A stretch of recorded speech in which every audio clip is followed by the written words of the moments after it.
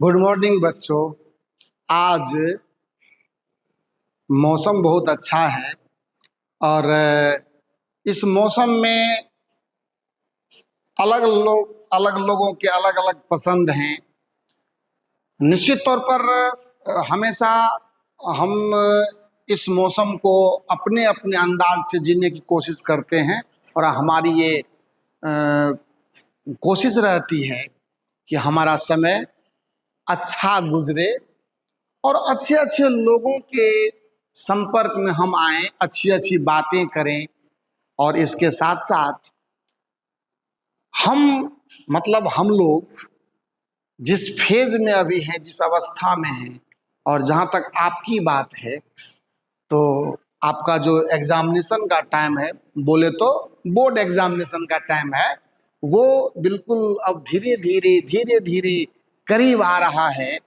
तो हम उसी के हिसाब से आपके लिए सिलेबस को डिजाइन करके और मेन जो फोकसिंग पॉइंट है, जहाँ से कि क्वेश्चन आते हैं, जहाँ से कि हमें अच्छी जानकारी की भी आवश्यकता है, अच्छी समझ की भी आवश्यकता है, उसको हम लोग ध्यान से देखें और ध्यान से पढ़ें, बार बार पढ़ें। रिवीजन बहुत जरूरी होता है अगर आप अपने सिलेबस और अपने सब्जेक्ट को बहुत अच्छे तरीके से याद रखना चाहते हैं, क्योंकि आप रटते हुए कभी साइंस सब्जेक्ट को अपने अंदर नहीं ला सकते। उसके लिए जरूरी है उसकी समझ, उसको अच्छे तरीके से जान करके और अपने दिमाग से, अपने स्तर से, अपने लेवल से उसको तैयार करना। और ऐसा करने से क्या होगा, एग्जामिनेशन में आपका परफॉर्मेंस अच्छा रहेगा, और जब परफॉर्मेंस अच्छा रहेगा तो ऑब्वियसली आपके रिजल्ट अच्छे होंगे। तो आइए आज हम लोग इस चैप्टर के, जो मानव नेत्र का आपका चैप्टर है, उसके तीसरे लेक्चर में आपको सिखाते हैं कि दृष्टि दोष क्या होता है, मतलब डिफेक्ट्स ऑफ विजन क्या है। और इसको समझने के लिए कुछ कुछ जो बेसिक बातें होंगी उस पर भी हम चर्चा करेंगे। तो आज का मेन लेक्चर है defects of vision. Defects of vision, बहुत सी छोटी छोटी बातें हैं जो समझना जरूरी होता है। दृष्टि दोष, अभी आप इसको क्लास लेक्चर की तरह देखिए, और जब एग्जामिनेशन का टाइम आएगा तो 10th क्लास के लिए हम खास करके एग्जाम बूस्टर कोर्स एक लाएंगे, और उस एग्जाम बूस्टर कोर्स में कैसे किसी क्वेश्चन का आंसर करना है, शॉर्ट आंसर है, लॉन्ग आंसर है, तो उसकी तैयारी किस प्रकार से होगी। तो आप हमसे अधिक से अधिक संख्या में जुड़ने की कोशिश कीजिए। चैनल को सब्सक्राइब कीजिए, लाइक बटन दबाइए, और ये कोशिश कीजिए कि हम अधिक से अधिक संख्या में इस चैनल को अपने फेवर में रखें, जिससे क्या होगा कि उस समय में आपकी परेशानी कम होगी। सब्सक्राइब करते रहिएगा तो जो भी वीडियो अपलोड होगा वो सब आपके पास पहुंचता रहेगा, और आप उसको अपने समय के साथ देखते रहेंगे, समझते रहेंगे, उसको ध्यान में रखने की कोशिश करेंगे। इसका बेनिफिट आपको और आपको ही मिलेगा। आइए सबसे पहले ये बात समझते हैं कि ये दृष्टि दोष जो है, ये दृष्टि दोष का मतलब होता है कि हम किसी वस्तु को जो देखने का काम करते हैं, जो हमारी आंखें और हमारे मस्तिष्क का, तो आपको पता ही है, मैंने बताया है कि आंखें सिर्फ एक कैमरा का काम करती है और साथ में दिमाग का हेल्प रहता है, और दोनों के कॉम्बिनेशन से हम किसी चीज़ों को अच्छे तरीके से देख पाते हैं। खैर, अब दृष्टि दोष, अगर मान लो ये हमारी सामान्य आंख है, तो सामान्य आंख के लिए जो एक ऐसी ही संरचना मैंने बना दी है, ये आपका लेंस है। सामान्य आंख के लिए किसी वस्तु को देखना तभी संभव होता है जब उसका प्रतिबिंब कहाँ पर बने, रेटिना पर बने। ये बात हमें मालूम है आज के डेट में, और पिछले लेक्चर में हमने आपको बताया था कि देखने में क्या क्या चीजें जरूरत होती है। जैसे सबसे नंबर 1 पे आता है पावर ऑफ एकोमोडेशन, इसको बोलते हैं आंखों की समंजन क्षमता, उसको बोलते हैं समंजन क्षमता। है ना, समंजन क्षमता, इसको कहा जाता है पावर ऑफ एकोमोडेशन। अभी थोड़ी चर्चा इस पर करेंगे हम आपसे, पावर ऑफ एकोमोडेशन। तो ये जो पावर ऑफ एकोमोडेशन है, ये हर एक स्वस्थ आंख के लिए कॉमन होता है, लेकिन जब आंखों में डिफेक्ट्स आते हैं तो यही सब चीज आपका चेंज होता है, तो उस पर भी बात करने वाले हैं। नंबर 2 में आता है स्पष्ट देखने की न्यूनतम दूरी।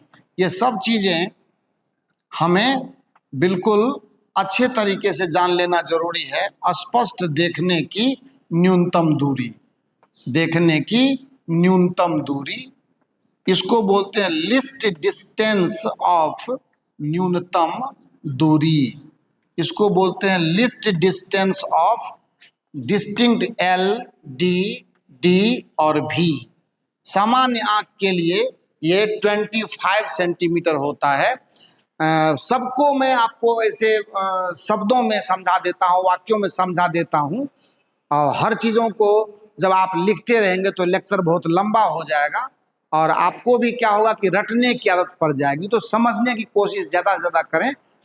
तीसरे नंबर पर आता है बच्चा निकट बिंदु, जिसको अंग्रेजी में हम लोग नियर पॉइंट कहते हैं। निकट बिंदु, ये जो LDD भी है, list distance of distinct vision, distinct, DISTINCT, distinct vision, निकट बिंदु। और चौथे नंबर पर है बच्चा दूर बिंदु। सबकी अपनी एक परिभाषा है, मैं अच्छे तरीके से आपको परिभाषा बोल करके समझा देता हूं। इसको कहा जाता है नियर पॉइंट, और सिंबॉलिक फॉर्म में इसको NP बोलते हैं। नियर पॉइंट को हम लोग क्या बोलते हैं? NP बोलते हैं, कैपिटल N कैपिटल P। और फार पॉइंट इसको कहते हैं फार पॉइंट, और ये जो फार पॉइंट है इसको FP कहा जाता है, ये है FP। So near point, far point, दूर बिंदु, निकट बिंदु, स्पष्ट देखने की न्यूनतम दूरी और समंजन क्षमता, पावर ऑफ एकोमोडेशन। इसी 4 पर आपका पूरा खेल चलता है। हमारी स्वस्थ आंखें, हमारी बीमार आंखें किन किन चीजों से परेशान होती है, और ये पावर ऑफ एकोमोडेशन क्या है, इसको समझने की कोशिश करते हैं। और एक है 5वें नंबर में, आप दृश्य क्षेत्र कह सकते हैं या दृश्य क्षेत्र कह सकते हैं। समझ गए ना? ये दृश्य क्षेत्र, दृश्य क्षेत्र, इसको बोलते हैं रेंज ऑफ विजन। इसको क्या बोलते हैं? Range of vision. और ये आसान सी बात है, रेंज ऑफ विजन आसान सी बात है। अब देखिए, पावर ऑफ एकोमोडेशन किसको कहते हैं? पावर ऑफ एकोमोडेशन मतलब समंजन क्षमता का मतलब ये होता है कि जितनी दूर रखी हुई वस्तु को आंखें हमारी स्पष्ट देख ले, और जितने करीब रखी हुई वस्तुओं को हमारी आंखें स्पष्ट देख ले। और ऐसा करने के लिए आंखों को अपने आप को जिस तरह से अरेंज करना पड़ता है, बहुत सारे उसके फैक्टर होते हैं। कभी लेंस का साइज कम करना, कभी लेंस का साइज बढ़ाना, तो कभी क्या बोलते हैं कि सामने से उसका नियर पॉइंट, सामने से उसका फार पॉइंट, इन सब चीज़ों को एडजस्ट करने के लिए आंखों को जितनी मेहनत उठानी पड़ती है, वही उसका समंजन क्षमता, पावर ऑफ एकोमोडेशन कहा जाता है। समझ गए बात को?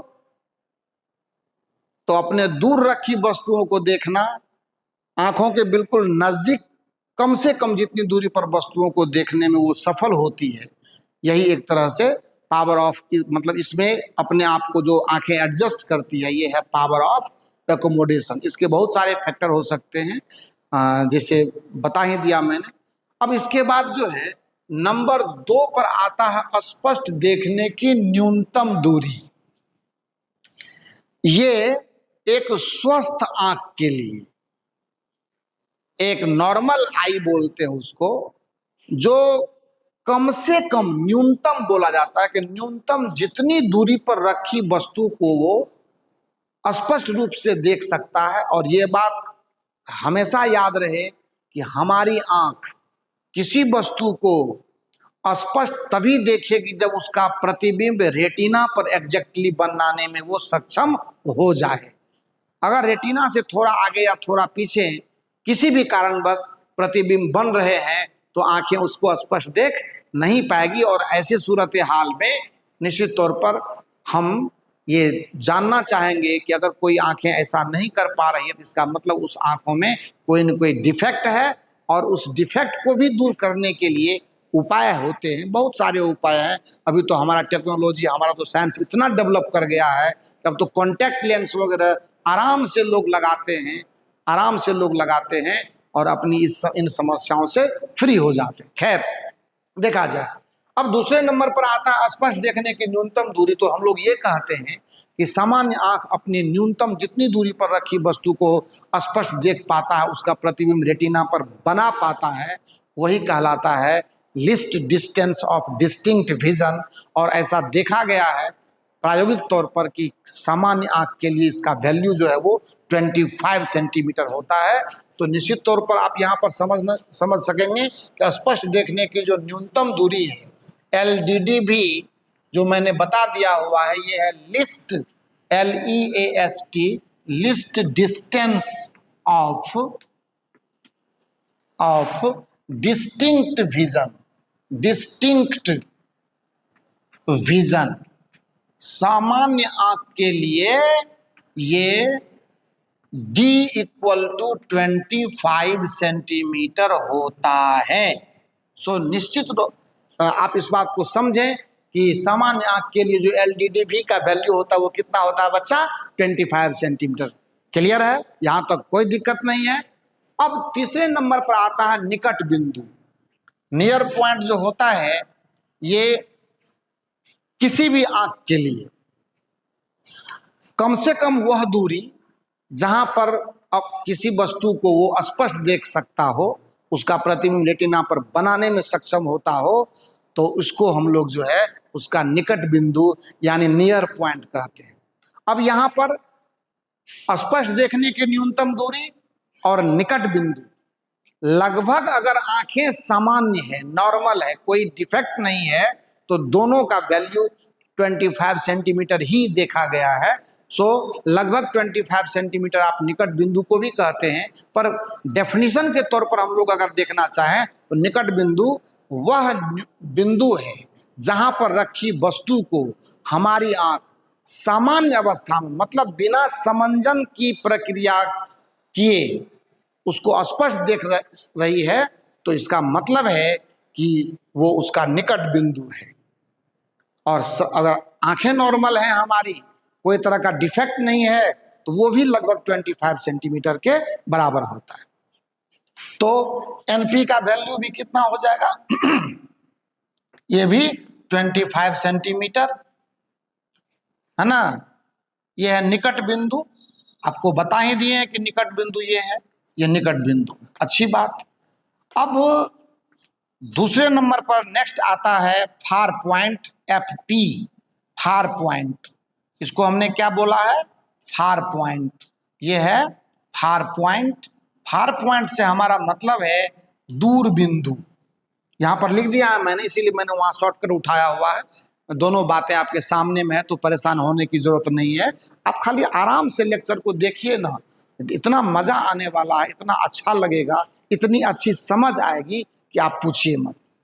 दूर बिंदु वही बात, जितनी दूर अवस्थित किसी बिंदु पर रखी वस्तु को हमारी आंखें बिना समंजन की प्रक्रिया किए, एकोमोडेशन के बगैर, आंखों में कोई तरह के चेंज लाए बगैर हमारी आंखें अगर उस वस्तु के प्रतिबिंब को या उस वस्तु को स्पष्ट देखने में सफल हो जाती है, तो उसी बिंदु को हम लोग आंखों के लिए फार पॉइंट यानी दूर बिंदु कहते हैं। अब ऐसा नहीं है, अगर आंखें नॉर्मल हैं, अगर हमारी आंखें सामान्य हैं, तो सामान्य आंखों के लिए दूर बिंदु का वैल्यू अनंत पर होता है, इन्फिनिटी पर होता है। समझ गए ना? दूरबिंदु के लिए, दूरबिंदु सामान्य आंख के लिए अनंत पर होता है, निकट बिंदु सामान्य आंख के लिए 25 सेंटीमीटर पर होता है।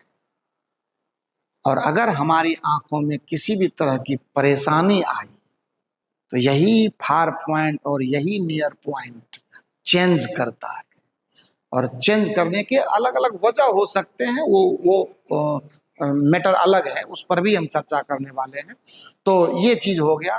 तो कुल मिलाकर के हमने आपको ये बातें बताई कि समंजन क्षमता, पावर ऑफ एकोमोडेशन, जो आंखों को दूर या निकट अवस्थित वस्तुओं को स्पष्ट देखने के लिए आंखों को जो क्रिया करनी पड़ती है, जो उनको एडजस्ट करना पड़ता है खुद के फोकस दूरी को या और भी चीजों को, ये जो कहलाता है, इसको पावर ऑफ एकोमोडेशन कहते हैं। स्पष्ट देखने की न्यूनतम दूरी, जितने न्यूनतम दूरी पर कोई वस्तु स्पष्ट देखी जा सकती है आंखों के द्वारा, मतलब स्वस्थ आंखों के द्वारा, वो उसका स्पष्ट देखने की न्यूनतम दूरी LDD भी कहलाता है, और उसका वैल्यू नॉर्मली 25 सेंटीमीटर है। अब निकट बिंदु, सीधी सी बात है, आंखों के बिल्कुल नजदीक में कोई बिंदु पर रखी हुई वस्तु जिसे आंख स्पष्ट देख सकती है, निकट बिंदु कहलाता है। दूर बिंदु, दूर अवस्थित वस्तु को जहाँ के प्रतिबिंब आंखें स्पष्ट बना लेती है और उसको अच्छे तरीके से देख लेती है, वो दूर बिंदु कहलाता है। सामान्य आंख के लिए निकट बिंदु भी 25 सेंटीमीटर और दूर बिंदु अनंत पर होता है। ये बात हो गई कि हम अपने विजन में, अगर दृष्टि में आंखों के देखने के लिए इन इन बातों की निर्भरता है, ये हमें समझ आ जानी चाहिए। अगर इसमें दिक्कत आएगी, इसका मतलब है हमें डिफेक्ट्स ऑफ विजन समझना कठिन होगा।